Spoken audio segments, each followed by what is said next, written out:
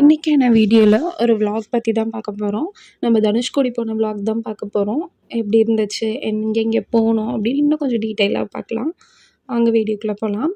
First morning ஆரம்பித்தது ஒரு 6:30 போல் கிளம்பியிருந்தோம். ஆக்சுவலி ராம்நாட் டு தனுஷ்கோடி போயிட்டுருந்தோம். மார்னிங் நான் இங்கே வந்து மழை சுத்தமாக இல்லை ராம்நாட்டில். ஜஸ்ட் நாங்கள் கிளம்பையில் மட்டும் மேகமாக இருந்துச்சு. பட் போக போக போக ரெயின் வந்து பயங்கரமாக இருந்துச்சு.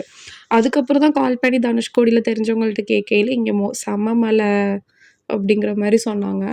பட் ஓகே, வேண்டிகிட்டே போயிட்டே இருந்தோம். போகிறதுக்குள்ளே வந்து மழை விட்டுறணும் அப்படிங்கிற மாதிரியே வேண்டிட்டு போயிட்டுருந்தோம். பட் ஆனால் நாங்கள் போகிற வழி ஃபுல்லாமே மழையாக தான் இருந்தது.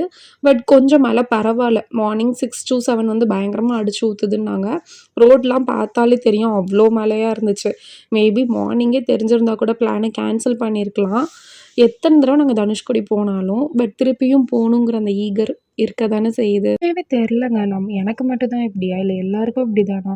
ஆல்ரெடி 10 தடவை பார்த்த பிளேஸாக இருந்தாலும் திருப்பி 11ஆவது தடவை பார்க்கையிலையும் புதுசாக போய் பார்க்குற மாதிரி நல்லா அதே எக்ஸைட்மெண்ட்டோட கிளம்புறது.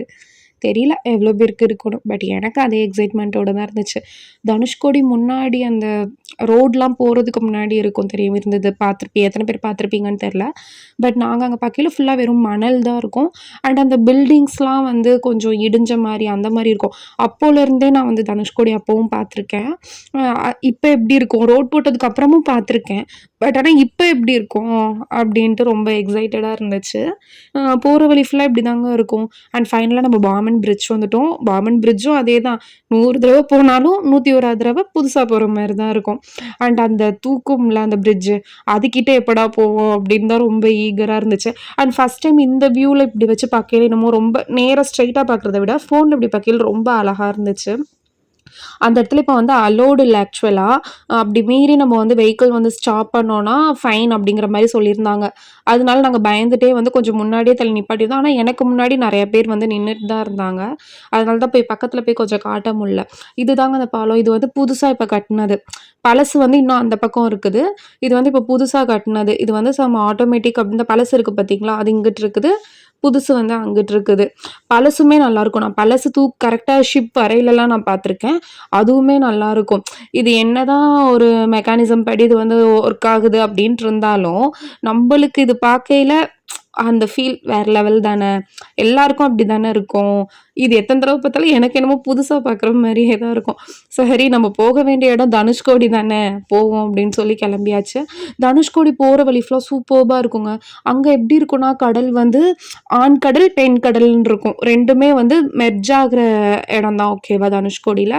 இந்த பக்கம் ஆண் கடல், இந்த பக்கம் பெண் கடல், அந்த மாதிரி 2 சைடுமே இருக்கும். ஆண் கடல் பார்த்திங்கன்னா அலை பயங்கரமாக இருக்கும். அங்கிட்டு வந்து யாருமே அவ்வளோ குளிக்க மாட்டாங்க. சம் புள்ளைங்கோஸ் அண்ட் அருந்தவால்ஸ் அந்த மாதிரி கேஸ் இருக்காங்கல்ல, அவங்க மட்டும் நின்று குளிச்சுட்டு இருப்பாங்க. Including me also. போன தடவை போகையில் நானும் என் ஃப்ரெண்ட்ஸ் கூட இறங்கி அந்த மாதிரிலாம் குளிக்கலை. பட் கால் நனைச்சிட்டு அந்த கல்லாக இருக்குது பார்த்தீங்களா, அதுலேருந்து இறங்கிலாம் கால் நனைச்சிட்டு விளாண்டுட்டு என்ஜாய் பண்ணிட்டு வந்தோம். அண்ட் இந்த பக்கம் வந்து பெண்கடல் வந்து ரொம்ப அமைதியாக இருக்கும். ஐ மீன் லெஃப்ட் சைடு வந்து பெண்கடல், ரைட் சைடு ஆண் கடல். லெஃப்ட் சைட் பெண்கடல் பார்த்திங்கன்னா நல்லா அமைதியாக இருக்கும். அங்கே வந்து நிறைய ஃபேமிலி மெம்பர்ஸ், குழந்தைங்க அப்படி எல்லாரையுமே வச்சுட்டு குடிச்சிட்டு விளாண்டுட்டு இருப்பாங்க.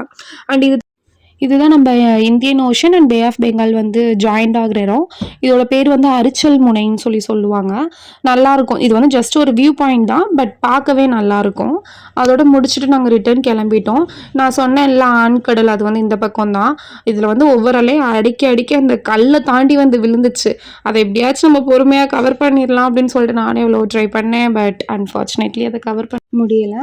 அதோட நாங்கள் ஜஸ்ட் சைட் சீயிங் மட்டும் பார்த்துட்டு அப்படியே கிளம்பியாச்சு தனுஷ்கோட்லேருந்து. தனுஷ்கோடி வர வந்துட்டு மீன் சாப்பிடாட்டி எப்படி? இங்கே வந்து சீரியஸாகவே சொல்கிறேன், ஃபேமஸே மீன் தான். யார் போனாலும் கண்டிப்பாக ட்ரை பண்ணி பாருங்கள். நீங்கள் எந்த ஃபிஷ் சாப்பிட்டாலும் வந்து 50 rupees தான் வரும். மீன் இல்லை, மீன், கிராபு, கனவா, இந்த மாதிரி எல்லாமே வச்சுருப்பாங்க. அண்ட் நீங்கள் வந்து உங்களுக்கு எந்த ஃபிஷ் வேணும் நீங்களாகவே போய் ஐஸ் பாக்ஸில் பார்த்து சொல்லி செலக்ட் பண்ணி சாப்பிட்டுக்கலாம். தென் ரிட்டன் வரையில் செம்மமடம் அப்படிங்கிற இந்த ஏரியாவில் வந்து காந்தாரி அம்மன்கிற கோயிலுக்கு வந்து நாங்கள் எப்போயுமே போவோம்.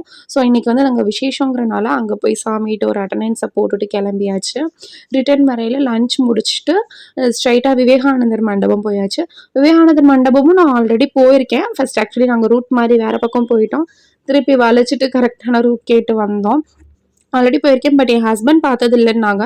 ஸோ அவங்களையும் கூட்டிட்டு கிளம்பியாச்சு. ரொம்ப அமைதியான பிளேஸா இருக்குங்க. ரொம்பவே ரொம்ப பீஸ்ஃபுல்லா இருக்கும். ஃபர்ஸ்ட்டு நான் முன்னாடி போகையிலாம் ரொம்ப கூட்டம் இருந்துச்சு. பட் இப்போ பார்த்தீங்கன்னா, பெருசா க்ரவுட் எதுவும் இல்ல.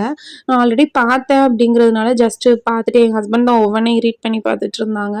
நான் ஜஸ்ட் அது எல்லாத்தையும் பார்த்துட்டு ஒரு வியூ மாரி பார்த்துட்டு அவங்களோட ஹிஸ்ட்ரி, அவங்க வந்து எங்கெங்க என்னென்ன பேசுனாங்க, தென் அவங்களோட எந்த இயர்ல பேசுனாங்க, அந்த மாரியான விஷயங்கள் வந்து இதில குடுத்துருப்பாங்க. போனோனே 2 ரூமா தனியா ஸ்ப்ளிட் பண்ணி வச்சிருப்பாங்க.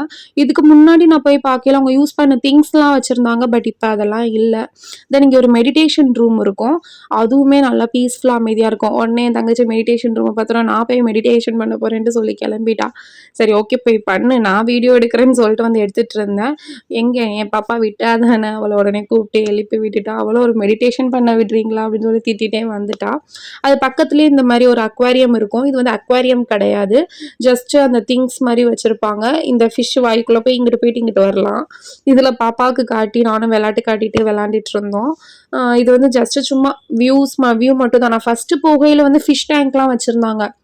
ஐ திங்க் ஒரு 4 இயர்ஸ் முன்னாடின்னு நெனைக்கிறேன். அப்போ போகையில ஃபிஷ் டேங்க் இருந்தது.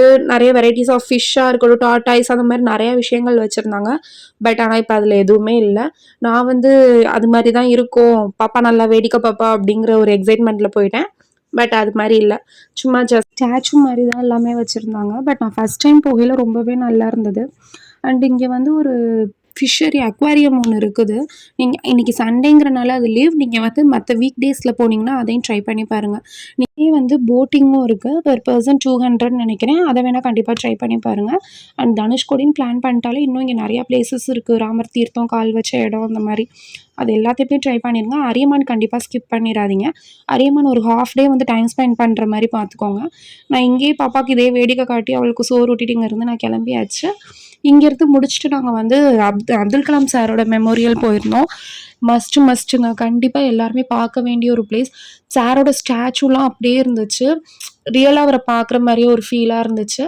அண்ட் அங்க இருக்கிற மெயின்டெனன்ஸுமே நல்லா மெயின்டெயின் பண்றாங்க. அண்ட் அங்க வந்து ஃபோன் நாட் அலவுட். நீங்க போகையிலே எங்கேயாச்சும் வச்சுட்டு போயிருங்க. இல்லாட்டி அங்க போயிட்டு நீங்க திருப்பி ரிட்டர்ன் வந்து வச்சுட்டு போணும். அதனால நான் அத கவர் அப் பண்ண முடியல. பட் எல்லாருமே கண்டிப்பா அதையும் பாருங்க. டைம் மட்டும் கொஞ்சம் பார்த்து பிளான் பண்ணிக்கோங்க. கொஞ்சம் ஏர்லி மார்னிங்கா கிளம்பிக்கிட்டீங்கன்னா, நீங்க தனுஷ்கோடி முடிச்சுட்டு மத்த பிளேஸஸ்லாம் பார்த்துட்டு வர இன்னும் நல்லாயிருக்கும்.